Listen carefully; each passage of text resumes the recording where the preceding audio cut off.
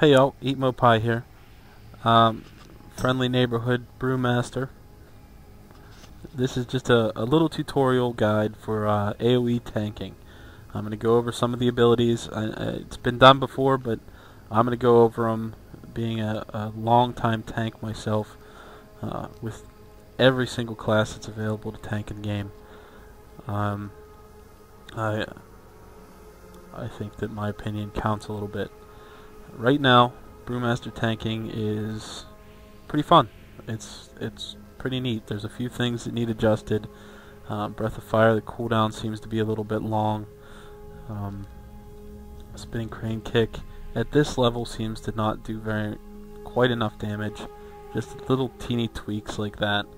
But for the most part, it's awesome. Talents. Talent-wise, first tier is all movement.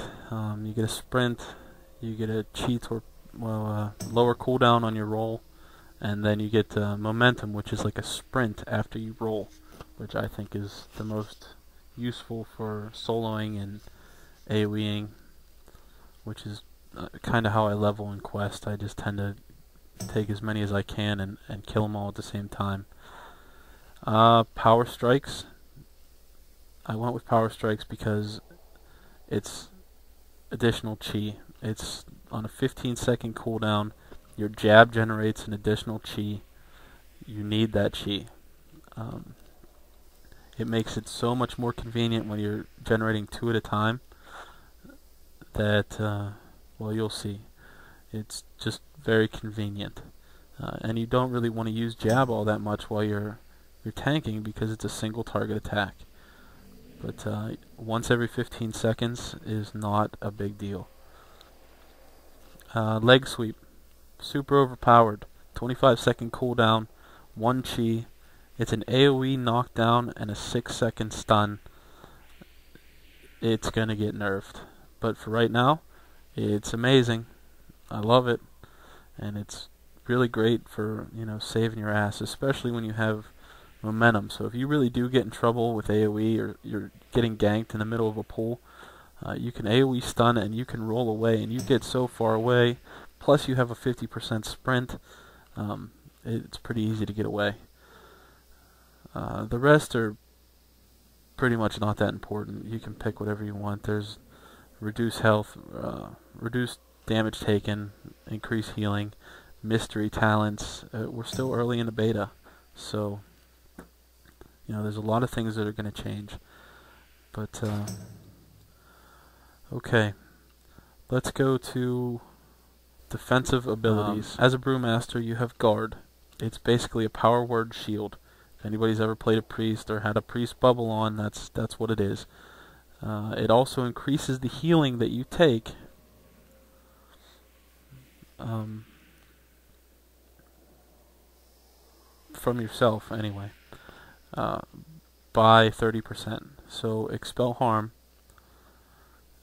is basically your rune tap. It's a self-heal for, it works out to be about 10% of your health. When you have Guard up, it's 30% more. You want to try to use those together if you need to use them. You also have Healing Sphere. I haven't really used it. You don't really need to. But it's a neat ability. Anyway, it's going to be overpowered too. It's probably going to be changed. Defensive abilities. Elusive Brew. This is your evasion. 50% dodge for 10 seconds. Costs 1 chi, 45-second cooldown. That's awesome, especially because it works with your let me find it here. Recoil. Whenever you dodge, you gain 5 energy. So if you're low on energy, you've just used your Expel Harm and whatever else, your Keg Smash. You use this and you're instantly back at full. It's pretty cool. Fortifying Brew. This is your oh shit button. It doesn't work currently. It's supposed to increase your health by 100% and absorb all the healing that you take until after it runs out, and then you're healed for whatever you were healed for during the 20 seconds that it was up. Sounds like a cool ability, but right now it doesn't do anything except for show the animation. So you get bigger, but it doesn't change the healing, or it doesn't change your healing or increase your stamina. As for your main attacks, Dizzying Haze. This is your most used ability. It costs 10 energy right now, which I'm sure is going to change because it's just too easy to spam, and it effectively makes brewmasters the best tank, or the best kiting class in the game. It's hard to beat that. By the time you throw another one, you're back at full. Now the goal is to have 3 stacks of Dizzying Haze on all of your targets, which is not a big deal. You build chi. Either use your jab, which is clobber because I'm using a staff. It changes based on what weapon you're using. Or keg smash. I use keg smash a ton. It's a cleave. It does a lot of damage and it generates 2 chi. So pretty much on cooldown, I'm using it every single time. Use that, and you're either going to use guard, depending on how much damage you're taking, or you're going to use breath of fire. That's what Blizzard wants to do with tanking right now. They want to make it so you have to choose if you're going to, be defensive or if you're going to be offensive for each time you spend resources, which is great. It gives you something to think about, and it changes things up a little bit. I mean, right now in Kata, you know when to use your abilities. You can just put a bone shield up or use a shield block, or whatever you want to use. But and you don't think about it. You just spam your abilities.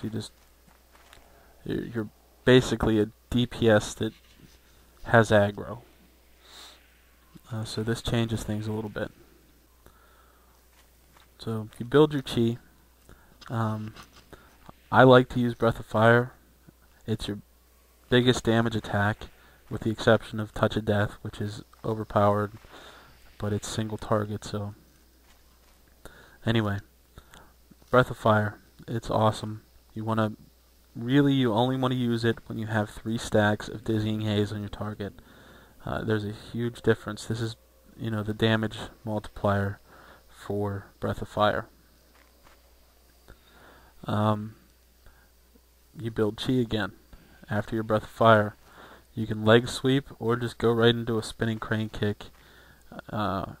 It's entirely up to you. I like the leg sweep, especially when I have a big pull. I use it pretty much every pull, just because it's 6 seconds that you're not getting hit.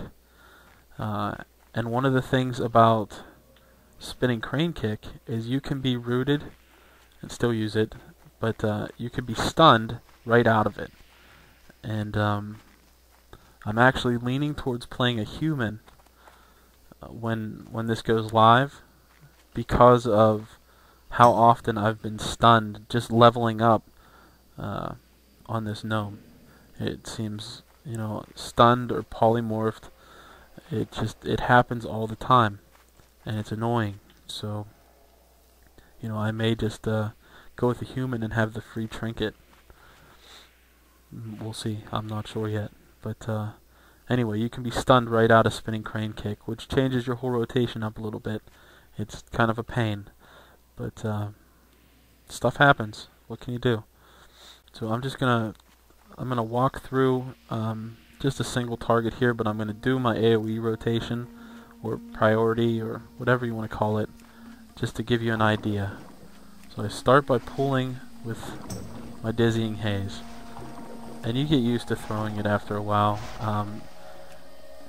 As you can see, I could literally kite this guy all day. This is just one stack of my debuff. Obviously I have a lot of stacks. It doesn't really matter. You can spam it all day long. You can spam it. You want to build chi. Keg smash. 2 chi. You see my Dizzying Haze is up. I'm fine, so I'm in a Breath of Fire. Boom. Wasn't that big. I'm out of chi.